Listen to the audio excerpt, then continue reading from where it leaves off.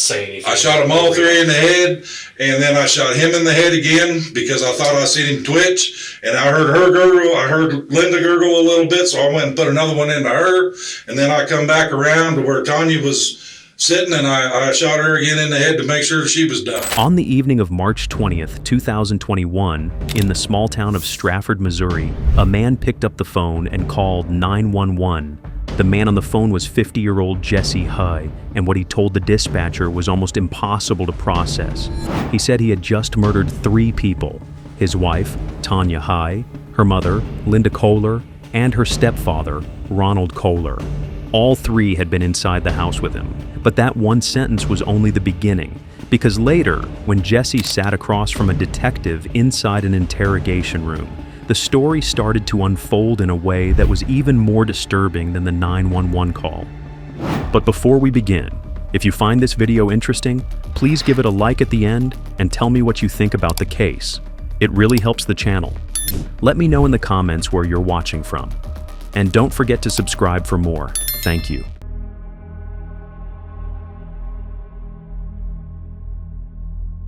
Jesse Huy was 50 years old, and he lived in Strafford, Missouri with his wife, Tonya F. Huy.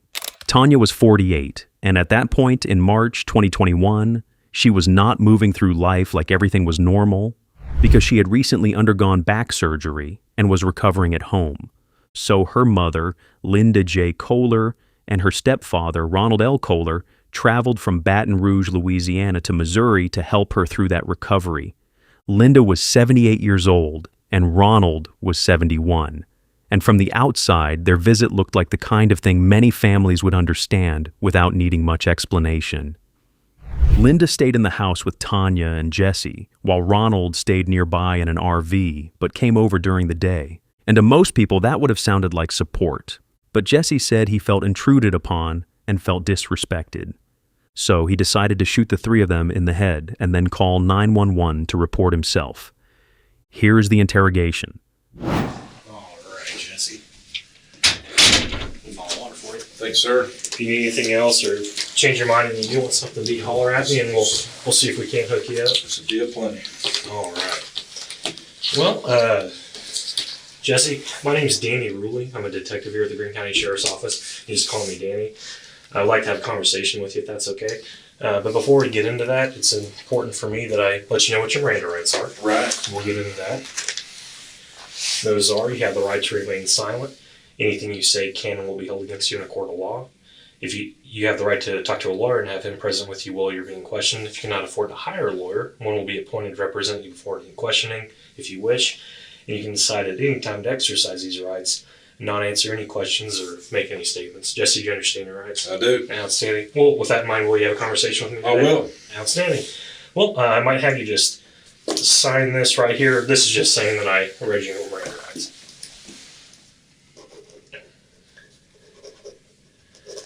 All right. If you have any questions about that, stop me and let me know. And again, if you need anything, holler at me. We'll get you hooked up, and I'll just kind of let you have the floor and kind of tell me what happened. Because I'm kind of walking on the back end. I'll be honest with you, I do know a little bit about what happened, but not much. So, Jesse, kind of tell me what happened.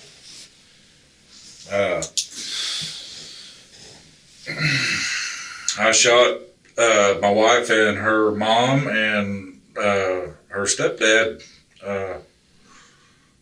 Cold-blooded murder this afternoon. Okay. Shot them each twice in the head. Okay. Well, that's about as straightforward as it gets. I'll go ahead and ask you, why'd you do that, Jesse? I lost my temper. Sure. Okay. Wife had back surgery last week, Friday. Okay, so before we go any further, just so I have all my details crystal clear, what was your wife's name? Tonya. And I believe your last name, am I pronouncing it right, Huy? Huy. Does she have the same last name as Yes. Huy? And that's Huy? Yes. Okay. And do you remember what Tonya's date of birth was? October 13th, 72, if I'm not mistaken. Okay. So then there was, you said 2 more people that were involved. What was the next person's name? Linda, and I don't know how they spell their last name. Okay. Do you know what it is, though? Uh, And if you don't know, that's fine. What's I don't know. No, Good that's enough fine. to tell you. What was his name? Ron. Ron. Okay. Yes. And just so I'm clear on that, Linda and Ron were Tonya's parents. That's correct. Your in-laws. That was Tanya's biological mother and her stepfather. Bio, and he's step. Okay. So you said, before I interrupted you, you said that Tonya, a week ago, had back surgery. Yes. Okay. Her mom and Ron live in a RV. Okay. They decided that they were coming to Missouri to support Tonya Sure. in her recovery. Mm-hmm. And I don't get along with her mom, and never been hadn't been like outward friction there, but I stayed away from them. Don't want them in my life. I don't want to be in their life, Right. And so what ended up happening is her mom moved in on me. And Ron would just come and show up at the house whenever and just walk right in through the door. Now, bearing in mind, that's my place and I'm the one that pays the bill on it. Right. So I felt pretty disrespected. Because it sounds like they would just show up and invite themselves. Well, see, when Tonya and I got together years ago, her mom and Ron pulled this shit before, Yeah. where they just show up kind of unannounced and stay. Yeah. Which I don't agree with. I don't think you do that. I wouldn't do that to my own family. Sure. When the detective asked what happened, Jesse did not hesitate. He stated it without flinching. His wife, her mother, and her stepfather were shot twice in the head. And when asked why, he simply said he lost his temper before explaining the tension with his in-laws. Do that. I wouldn't do that to my own family. Sure. That's no social grace there at all. You understand what I'm saying? You don't do that. Mm-hmm. But they did it again, showed up. And, bearing in mind, my wife has just had lower back surgery, and I didn't want to make it hard for her. And so did that surgery that she had, I imagine, being a back surgery, that it probably laid her out, she probably couldn't walk, or is that not the case? She, at the very first, she was walking. Yeah. I had to help her get down in her chair. I had to help her get up out of her chair. I had to help her get into bed and swing her legs in for her and stuff. Her mom couldn't do any of that. Yeah. Her mom's got a bad back and bad stuff on her. So, her mom was basically just there for moral support, I guess, because she wasn't able to physically help her get up or get down or anything like that. Mm-hmm. You understand what I'm saying? Sure. And so, over the course of the week, I'm watching my wife improve, where she's able to get up and walk around, go to the bathroom by herself without help, and all this kind of stuff. And Linda wasn't making there was no indication they were going to leave at all.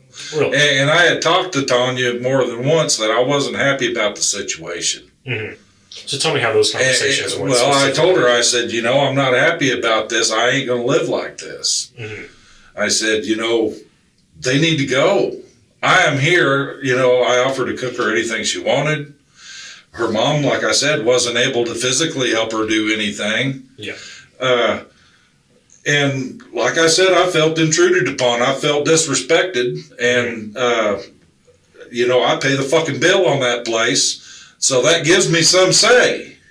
Granted, she's on the note too. So, Linda came in and burrowed in like a tick and just pretty much made it obvious that she wasn't going anywhere. And she knew very well that I was not happy about it, because when I talked to Tonya probably Wednesday, and I left the front door open. Her mother was in the kitchen right there, and I left the front door open so she could hear every goddamn word. Okay. Did they ever approach you about that? No. Okay. So earlier you And Tonya just basically told me, basically she was just going to do what she wanted to do, and the way I felt just didn't matter. So kind of disregarded your feelings. Exactly. We're going to stay here anyway. Yeah. Okay. Because you mentioned earlier that it sounded like that Linda and Ron came here from an RV out of state. Yeah, I think their home state, I believe, is Louisiana, but they travel around in their RV. Is that like a retirement thing, or are they homeless, or no retirement? And as far as I know, it's parked up there in Strafford at the RV place. So you're probably going to have to let somebody know that ain't nobody coming to get that today. Sure. So their RV is at the RV park in Strafford. As far as I know. So how did they get to the house there, or your house? They were driving my wife's car, and then they had a little tow behind that was sitting there in the driveway. Okay. And what, just so we're on the same page, what your address, I believe, is on 249. What's the... 4486. Right. And they were driving Tanya's car. What kind of car did Tonya drive? It's a RAV4. And they were also driving their car. And what was their car? It's a little Ford Festiva. And the Ford is what you were calling their tow behind. Yes, they were towing it around with their RV and using that to drive around in, park the RV. And then did you drive a truck? Or yes. What kind of truck did you have? F-150. F-150. Okay. And I apologize for not asking, but Jesse, what do you do for work? Well, I was a construction worker, and then my hip and my knees and my low back went out, and I haven't been working. Okay, so are you on disability, I guess? No, I'm not on disability. Okay. The doctors I went to go see, I had carpenter's insurance. The doctors that I had to go see through that insurance really didn't do nothing to help me. So, Jesse, it sounds like a lot of kind of stressful stuff's been happening because obviously you had your own medical issues, and then your wife had that, which is a pretty invasive surgery about a week ago. Yeah. So that's kind of putting her out. Then you have your in-laws come in. And I know that can be stressful for anybody. I said, I kept it pretty calm and cool for several days there. Yeah. So throughout the week, and as I'm watching my wife improve, I know at this point, well, Linda was no help to her from day one. Uh-huh. Linda couldn't help her get up out of her chair or set her down or swing her legs into bed or nothing. She's basically just there for moral support. Okay? Sure. Give me a Diet Coke. Make me a chicken sandwich type of thing. Yeah. And like I said, I let it go for several days knowing that my wife is hurt and, So tonight, when this incident happened, specifically, what led up to this? Jesse's frustration centered on one idea. He believed Linda did not need to be there. He said she was only offering moral support while he could handle Tanya's care himself. So when Tonya kept defending her parents, Jesse saw it as more than disagreement. To him, it felt like everyone in the house had heard his warning and ignored it. Well, I had gone out and visited some friends and went and had lunch and stuff. Okay. And when I come home, they were all gone. And I looked around the house, and it kind of looked to me like Linda may have picked up her stuff, like maybe she got the hint and left. Right. Okay. And I was actually upstairs talking to my dad about the whole situation. And your best guess, about what time did you get home from having lunch? Oh, it was probably 4:35. About Something like that. 4:35. Okay. And you said you went out with some friends. I just went out and visited a friend of mine. I got you. Okay. All right. And like I said, come home, and it kind of appeared, looking around the house, that maybe she had picked up her stuff. So something I heard about the house, and correct me if I'm wrong, but it sounds like there's 2 levels to the house. 2 levels to the house. But you cannot access the top floor and basement. Is that correct? No. Okay. You gotta walk around. Okay, so did you and Tonya live upstairs or downstairs? No, we lived downstairs. My dad lived in the modular upstairs. Okay, so your dad upstairs did. My dad's 86, got Alzheimer's and dementia going on. So did you guys kind of help take care of him too? Yes. Okay, so he lives upstairs by himself then? Yes. And then did anybody else live there other than you and Tonya? No. Okay, any other RVs or trailers on the property that people lived in? No. Just the 3 of you? Yes. Okay, so so you said that you got home from lunch, looked around, and it appeared that they were gone. And then you went upstairs. The cars were gone. I looked around. I didn't see Linda's like stuff in the bathroom, toothbrush and whatnot. I thought, well, good. Yeah. Maybe she's finally got the hint and, you know, they're going to go on about their way. Okay. And I was upstairs talking to Dad about the whole situation. And what's your dad's name? Harold Henry. Okay. And so you were talking to your father. Mm-hmm. Okay. And, you know, Dad has known what's been going on all week because I go up and I spend time with him, talk with him, and I generally cook his dinner for him and stuff like that. Sure. Check on him several times a day. Sure. But there was one detail Jesse could not talk his way around. He was angry that Tonya's parents had come to stay for a few days while she recovered from surgery. But his own father was living upstairs in that same house permanently, and that made his complaint sound less like a problem with family being in the home, and more like a problem with whose family was allowed to be there. We got walkie-talkies to stay in contact, type of deal. And anyway, while I was up there, I see him roll in, and, you know, I went down there, and I walked in, and they're all sitting there in the kitchen. And this is downstairs. Right? Downstairs. I walked in, and I said, Ron and Linda, you need to leave. And my wife said, they're not going anywhere. I'm half owner of this place. They stay here as long as they want to. Mm-hmm. So I went outside, I got my gun, I walked back in, I shot them all in the head. Then I shot them all in the head again to make sure they were down. Okay. Where'd you get the gun from? I had it in my truck. Okay. Do you usually keep a gun in your truck? Yes, I do. What kind of gun was that? 9mm. Do you remember the brand, make, model, any of that? It's Jimenez. Jimenez. And you said that's a Jimenez 9mm? Mm-hmm. Is it a black or chrome? Silver. Or about silver in color? Okay. And correct me if I'm wrong, but I might have heard that prior to law enforcement arriving, you unloaded it and put it on the tailgate of a truck? I did. Okay, so it sounds like you confronted Linda and Todd and told them to leave. From the time that I lost it, it was under a minute. Everything was over. Okay. So where was Ron at when you shot him? Sitting in my chair at the table. Sitting in your chair at the table. And, you know, when I told them they needed to leave, you know, they didn't make a move to get up. They looked at her and decided they were staying. They just ignored you. And that's when I decided, all right then. Because, you know, I warned her earlier in the week, and I told her I was very unhappy about this, and I said, you know, you're going to make me go off. Mm-hmm. And if you do, this is on you. Yeah. And this is what she got for it. She made me go off, and now there's 3 fucking dead people. It was over and under a minute. Mm-hmm. You know, I didn't start off with a handgun. Mm-hmm. That's where it ended up. Yeah. How long was it till you called 911? In between the time that you shot them and called 911, what was the time frame there? Couldn't have been more than a few minutes. Just a few minutes.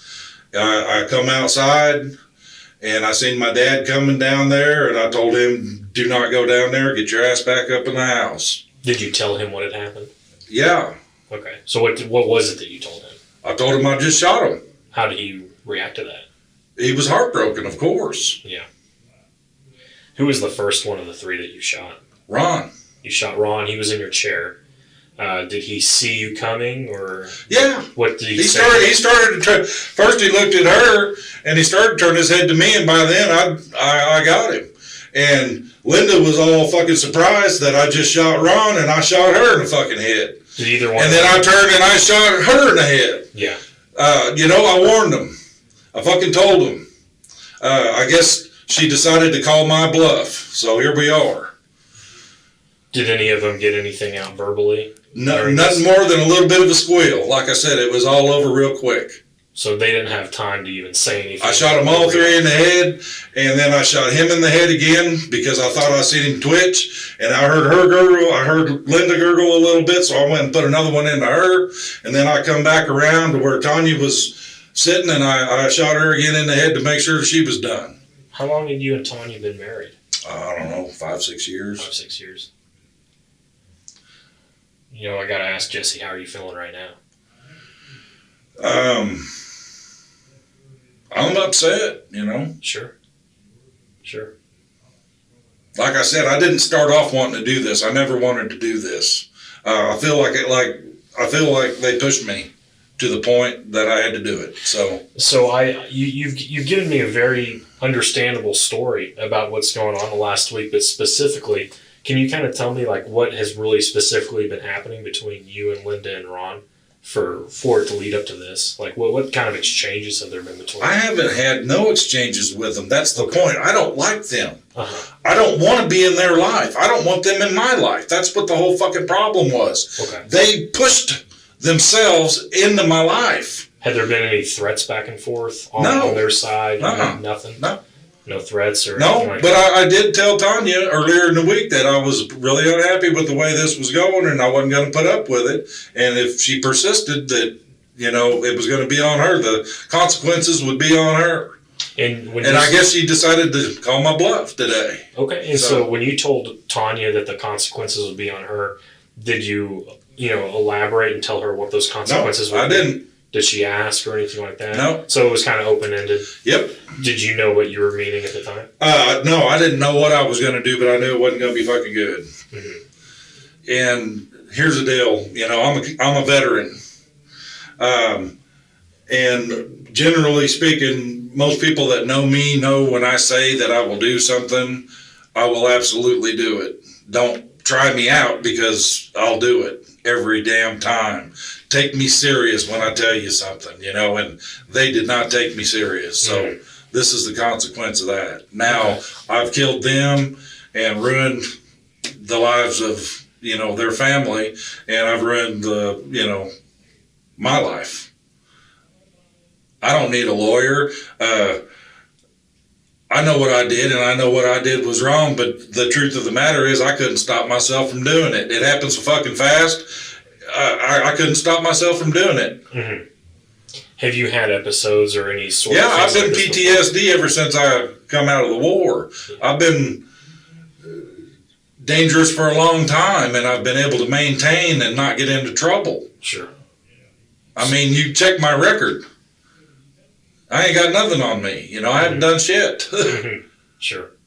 But there's been 100 times over the years that I've gotten really close to being in serious trouble and was able to resist the temptation of letting go. Mm-hmm. This afternoon, I was pushed to the point I could not resist letting go. Sure. So again, not to drag you through it a bunch, but just it's very important to me that I have everything crystal clear exactly like how it happened. So I just want to make sure that I'm getting your story exactly how you're telling it to me. When you walked back in the house, Ron was in your chair. He was the first person you shot. Mm-hmm. So that day, Jesse came home and then he told Ronald and Linda to leave. But Tonya shut it down. She said they were not going anywhere. So Jesse walked outside, got the gun from his truck, came back in, and opened fire. According to him, from the moment he lost control to the moment it was over, less than a minute had passed. First person you shot, mm-hmm. Who was the second person? Linda. Linda. And where was Linda at when you shot her? Well, when I come in through the door, Linda stood up. Okay. Was Linda at the table as well? She was at the table as well. They were all three at the table. All three were at the table? Yes. Okay. So you shot Ron, then Linda stood up. Linda stood up and squealed, and I shot her. Okay. And by that time, Tonya had stood up and squealed, and I shot her. And then I went back through and I shot them all again to make sure they were done. Okay. And how much longer did you stay in the house after you used the gun versus when you walked outside? I didn't. I walked out. You just walked straight out? Yeah. And then you said that Harold, or your dad, came outside and you told him... He was starting to walk down there, and I turned him around and said, don't go down there. Yeah. Go back up to the house. Yeah. Yeah. And it sounds like you told him, again, that you had killed the three people. I did. And did you have to keep convincing him to go upstairs, or did he listen to you and just He pretty much listened. Okay. All right. And then I'm assuming at some point deputies came and put handcuffs on you. Yeah, and I'm going to tell you, your guy Beatles, Uh-huh. y'all better watch that one. He's got a mean streak to him. Okay. Just to let you know that. Okay. I mean, I realize I just killed 3 people, but I also fucking called you guys and turned myself in without fighting. Okay. So there was no need for that shit that he pulled. Okay, we'll look into that. And then I'll tell you, Jesse, it's me personally, it's my intent to treat you fairly. And if at any point you feel like I haven't, stop me and we'll address it. Right, well, I'm telling you that he didn't treat me fairly, but I understand that's the way he is. Okay. That's why I'm telling y'all, you better watch that guy. Okay. You're going to have problems with him. Okay. Well, is there anything else that you think is important for me to know about this situation or this incident or any backstory? Anything else that you would like to tell me? Really, that's all that you need to know about the whole thing. I mean, you know what? This has been brewing for a week here. And, like I said, she moved in on me Saturday last week. And I have really bit my tongue, and I've tried to stay away from them. But every time Ron would show up and just walk through my door, that, like I said, I'm the one that pays the mortgage on the place. I really felt pretty disrespected. I wouldn't just assume that I could go to anybody else's house and just walk through the damn door. Sure. You don't do that. Mm-hmm. How long did you and Tonya live there at that house in Strafford? Oh, we've been out there for, I don't know, a couple years or better. Couple years, okay. And has Linda and Ron stayed with you guys in the past for an extended period? Like I said, when we were first together, Linda showed up, and they kind of just showed up and, bam, here we are, and we'll leave when we want to leave type of shit. Sure. Okay. The point is I knew that if this is the way it's going to be, that these folks think that they can show up and walk in my door anytime they want to and have no regard about how I feel about them being there. I knew I wasn't going to put up with that. I can understand. Not when I'm the guy that's paying the bills on the place. And like I said, it started out, I was trying to take it easy on Tonya because I knew she was in the process of healing and all that stuff. I didn't want to make it rough on her. Sure. But as the week progressed, it became apparent to me that Linda had no intention of leaving. Sure. And, Tonya had no intention of asking them to leave. So, yeah, the situation you described to me, it does sound incredibly disrespectful, them coming in the house like that. But I got to ask, I mean, did you feel like you were in any type of danger physically from this? No. No. Okay. All right, and I do appreciate you being candid with me and honest.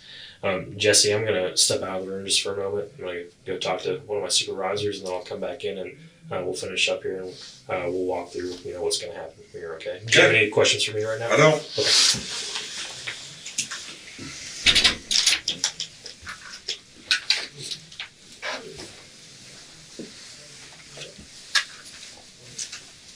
I think I got some granola bars on my desk. You sure you're good? I'm good, thank you. Yeah.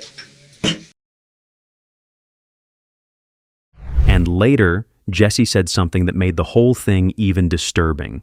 He warned the detective not to put him in a cell with anybody else, because according to him, he is a dangerous man and doesn't tolerate any form of disrespect. But before that, Detective Danny asked him how many times Ronald and Linda had visited before now.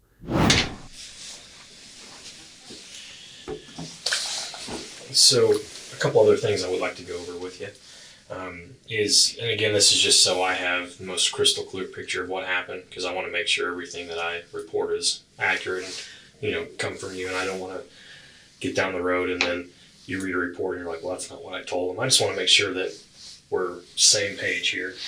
And when we talked about them showing up and inviting themselves into your home, in disregard to how you felt, that's something that I think is important here. And, something... It doesn't justify what I did, all right? I know that. Sure. I can't help it. Sure. I didn't want to murder 3 people today, okay?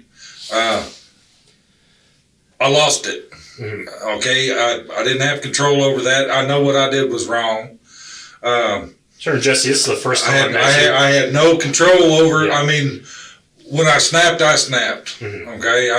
Like I said, I know it wasn't right, okay? And I'm not trying to say that them forcing their way into my home and doing that justifies what I did, because it didn't. Sure. And Jesse, clearly, by what you just said, a mistake has been made, but I'm not going to sit in here and berate you for it. I'm just trying to get the whole story. Yep. So I'm not going to sit in here and judge you and talk down to you. That's definitely not what I'm trying to do. So just some other questions I did have about kind of the facts here is, how in the past, when they have come, about how many times do you think, if you had to put a number on it, your best guess that they've shown up and have entered your house and things like that? Beyond this week. Show up and stay one time earlier on. And about when would that have been? This year, last year? No, like 4 years ago. 4 years ago. Okay. And then you said that their RV, which, do you know what kind of RV it is by chance? Okay. Their RV is at a park in Strafford. As far as I know it is. I don't know. So this week, when they would go to bed, do they stay at your place? No, her mom stayed at my home, and Ron would go to their RV because they have dogs. I got you. So they likely have And then Ron would say, sometime during the day, he would just show up and let him in, walk through the door and go sit in my chair at the table. And, if I needed to walk through there, he wouldn't get out of the way kind of shit. Yeah. Sure. I just had enough, okay? Mm-hmm. I had enough of it. Sure. It wouldn't be a good idea for you guys to put me with anybody, because now that I've murdered 3 people, I ain't got nothing holding me back. Don't put me with someone. It's probably not going to be a good idea if you do that. Well, I can certainly... I'm telling you I'm dangerous, and it would be a bad idea for you to do that. Okay. Well, we'll make sure that message gets passed along, because I don't want to see anybody else get hurt. Like I say, I just killed 3 people, so another one ain't going to fucking make a difference to me now. Okay. But I can tell, though, that, again, we know a mistake's been made, but I know that if you could take this back, you would, right?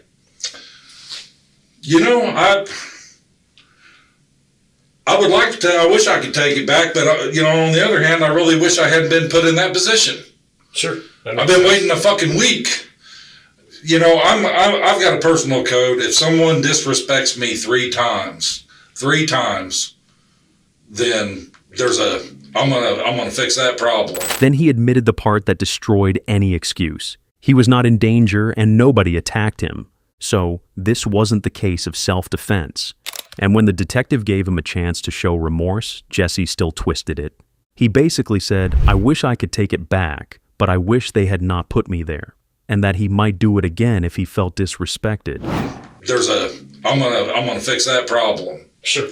And I've went way over the 3 times this week in an effort to try to make this work.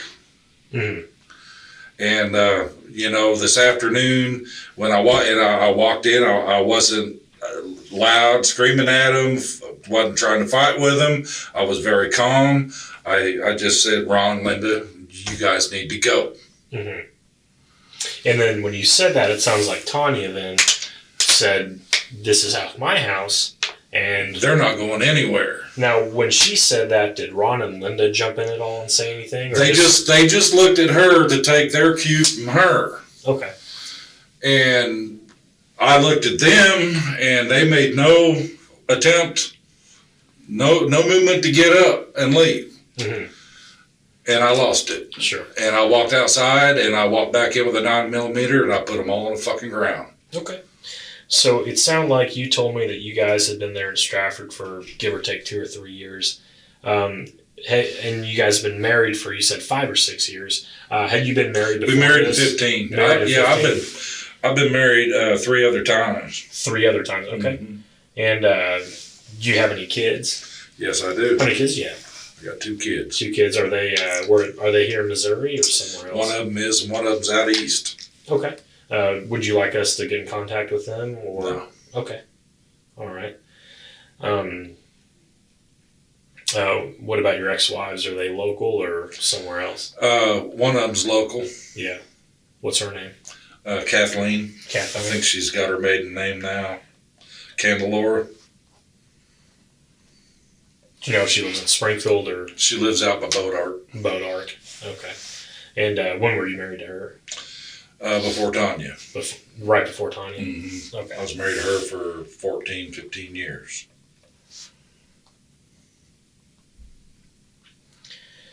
Okay. Something that I can, appreciate, and again, I'm not trying to sound like a smart ass at all, but you said you were in the military, so I would like to say thank you for your service, because that does mean a lot to me and everybody else, and something I want to address with that. You said you do have some PTSD, or you have some issues. I've had them since I got out of the desert. What branch were you in? Army. And when did you get into the service? Went in 88. 88. Yep, I went through Desert Storm. Yeah. Served with the 2nd Armored Cavalry. Yeah. Out of Germany. And ain't been right since got back. Mm-hmm. I've been treating it by smoking marijuana and drinking. Sure. Trying to calm me down. And up to today, it's been working. Yeah. Have you ever been in contact with anybody from the VA, like counselors, therapists, anything like that? Is that something you've ever considered or thought Not about? really, no. Okay.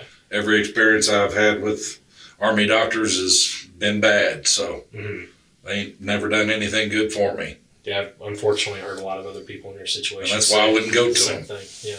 Yeah. I have family members myself that had a lot of issues with the VA. But, you talked about some other issues you've had. What kind of other medical issues do you have other than, have you been diagnosed with PTSD? No. Okay. Jesse had served in the military back in the late 80s and early 90s, and when the detective brought that up, Jesse started talking about Desert Storm, PTSD, and how he claimed he had not been the same since he came back. It did not erase what he had done, but it showed the detective was trying to see whether Jesse's reaction came from something deeper or whether this was simply anger that he had chosen to act on. You said I apologize if I'm misremembering, but I think you said you had a bad hip. Got a bad hip, got a bad knee. Hip and knee. My low back is tore up. Got arthritis in my low back. Okay. Do you have any other heart conditions, diabetes? Diabetes, yeah. Okay. What kind of diabetic are you? Take metformin. Well, I used to take metformin. Yeah. I haven't had insurance for a while. My carpenter's insurance dried up.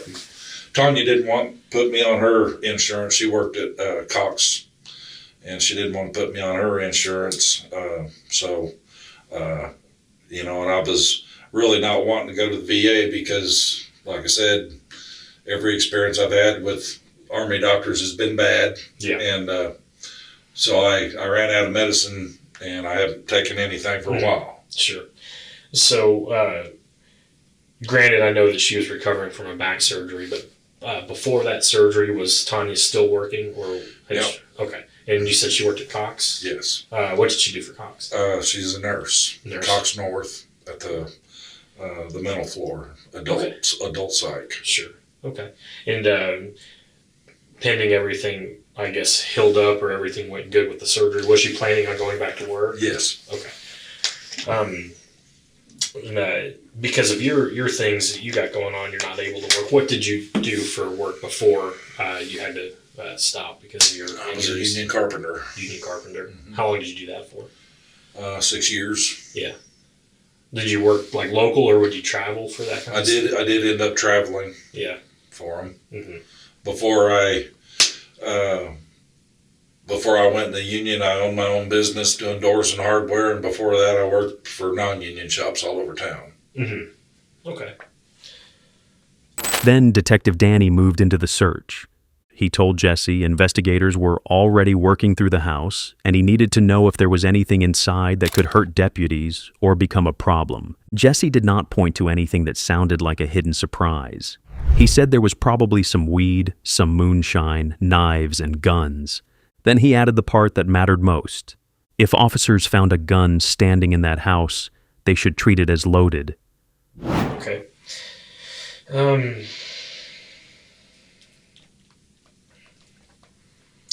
Jesse, I think that that gives me a pretty good picture of what happened. I can tell you that be honest with you about this. We have another detective right now writing a search warrant to go into your house, because anytime, as you can imagine, we have a scene like this, it's standard that we go in and we do the best investigation that we can. Is there anything in your home, upstairs or downstairs, that you think that would be harmful to deputies? Any weapons or narcotics or anything that... There's probably some weed around. There's probably some moonshine around. Yeah, other than weed and moonshine. There's knives. Okay. I have a knife collection. Yeah. There are guns. Uh-huh. Okay. And if you see a gun standing in my house, it's loaded. Sure. So we treat all guns like they are loaded anyway. So. Okay. Do you keep any other guns in your truck, or just that one? That was the only one. Okay. Okay. So I think you said you shot them each twice, so you would have fired six rounds. I'm pretty sure I shot 6 times. Okay. Do you know how many rounds that gun holds? Probably a little single stack magazine. I think it'll hold probably 12 or 13 or something like that. And you fired 6 to the best of your memory. Okay. Well, Jesse, I think that's probably going to be all I can think of right now. In a case like this, as you can imagine, there might be tomorrow, later tonight, whenever, there might be some other things I'd like to talk to you about. Would you be receptive in the future to come back over here and have a conversation with me? Yeah. Okay. Well, I do appreciate that as well. I'm going to step out one more time. Again, anything else you can think that you'd like to tell me, or any questions you might have? Okay. All right. Well, hang tight. I'll be right back.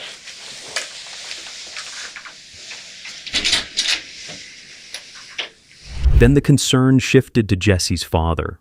With Jesse in custody and the house becoming a crime scene, his father could not stay there alone. So Detective Danny asked who could take care of him. Jesse said his sister Beth could help, and it was not just his father. There was also a dog upstairs, so police had to make sure both Jesse's father and the pet had somewhere safe to go while investigators worked through the house. So with that being in mind, I'm wondering if you can think of somewhere, because I want to make sure that he's in a comfortable environment, not just standing on the street this whole time, because our search warrants... Well, last I saw, the sheriffs had my dad. I don't know what you guys have done with him. He is here at the sheriff's office. Okay, well... speaking with a detective, so...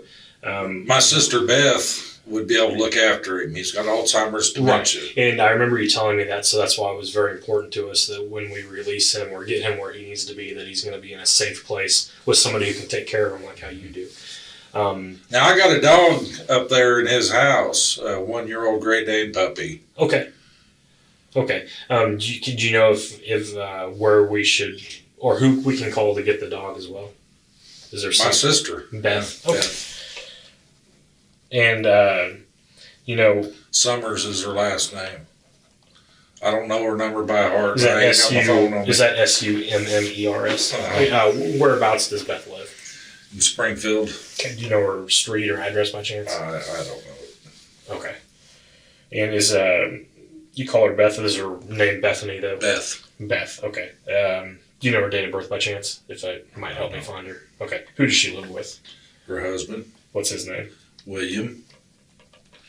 They had actually showed up out there. My dad had called her. Oh, okay. And she had showed up out there, and then, as far as I know, the sheriffs sent them away. Okay. So if that's the case, we should have their information. So what I can do is, if it's okay, I can reach out to Beth. Yes. And let her know. I'm not going to, because one thing I do when I have people come in here and talk to me, I don't go running around telling other people your business. None of that. I just want her to take care of my dad. We want to make sure the same thing happens. So we will get a hold of Beth. And do you think your dad's going to be receptive of going with her for a little bit? Yes. Just at least for the night. Okay, very good. So we will make that arrangement happen. That will work. Because I do remember hearing that 2 people arrived on scene, so that's probably going to be them. But that's them. I saw them from the back of the car there. That'll work. And then, so, with you being in the military, I can imagine what the answer is, but something I would just like to ask. Before tonight, have you ever killed anyone before? No. Tonight's the very first time? Yeah. Okay. After the interrogation, the case moved into the court system and the charges. were as serious as the facts investigators had already heard from Jesse himself. Jesse Huy was charged with 3 counts of first-degree murder and 3 counts of armed criminal action. He was held without bond. We have an update to a story we brought you last night out of Greene County. The Greene County prosecutor has charged 50-year-old Jesse Huy of Strafford, Missouri, with 3 counts of first-degree murder and 3 counts of armed criminal action with no bond. Now, last night, just after 6:30, officials say Huy called 911 saying he had just killed 3 of his family members at his home at 4486 North Farm Road 249 in Strafford. Authorities charged Huy with murdering his spouse, Tonya Huy, and her parents, Ronald and Linda Koehler, both from Baton Rouge. A pretrial conference was scheduled in October 2021, and by October 2022, Jesse was expected to face trial. But then, just before opening arguments were set to begin, he changed the direction of the case. He pleaded guilty, and with that, there would be no long trial where witnesses had to walk the jury through every part of what happened inside the home. There would be no extended courtroom fight over whether Jesse had been the person who killed Tonya, Ronald, and Linda. His own confession had already carried the weight of that story. By January 2023, Jesse stood before the court for sentencing. A judge sentenced him to 3 consecutive life sentences without parole, 1 for Tonya, 1 for Ronald, and 1 for Linda. A man from Strafford convicted for the murders of his wife and her parents will be spending the rest of his life behind bars. Jesse Huy told police he killed all 3 because he was tired of them. Fox 49's Parker Padgett live for us tonight at the Greene County Courthouse. And Parker, some emotional words in the courthouse earlier today. Yeah, Mike, we got to hear from people related to the victims asking the judge to keep Huy behind bars for the rest of his life. This was a barbaric, heinous, unspeakable crime. The defendant went in and shot 3 unarmed people. Jesse Huy, after pleading guilty to the murders of Tonya Huy and Ron and Linda Koehler, is now sentenced to life in prison. I have to tell you, sir, that really I've never handled a case quite of this nature. The word senseless doesn't seem to really capture what happened here. Huy told law enforcement he wanted his in-laws to leave, but his wife refused to tell them to go. He says he then went to his truck, got a gun, and killed them all in under a minute. He shot them in cold blood, and then, as the evidence suggests from these photographs, went up to each of them in turn and fired at least a second. In Tonya's case, a third, shot into the... At sentencing, Teresa Williamson, a family member and the Koehler's niece, gave an impact statement. She remembered Linda and Ron as people who were always there for family. The family of the victims gave statements, asking the judge to impose the harshest punishment possible. I will miss Linda and Ron's willingness to always be there for all of us. That's what they were doing with Tonya when this arrogant monster made the selfish decision to take their lives. I have never been through this type of tragedy before and did not know where to begin. I just did not understand how a person could cause this much devastation to one family and not even have any remorse. Judge Mountjoy addressed Huy before sentencing and spoke about the manner the 3 were gunned down. To make sure she saw what you were doing to her parents and then shoot her in the eyes, that's full of all kinds of psychology that is way over my training, but it's horrific. All of this is horrific. And that's where this case comes to a close. What do you think about everything that happened? Share your thoughts in the comments. If this story stayed with you, there are more cases on the channel that explore situations just as disturbing. Make sure to subscribe, leave a like, and share the video. It helps keep stories like this from fading away. Thanks for watching, and I'll see you in the next one.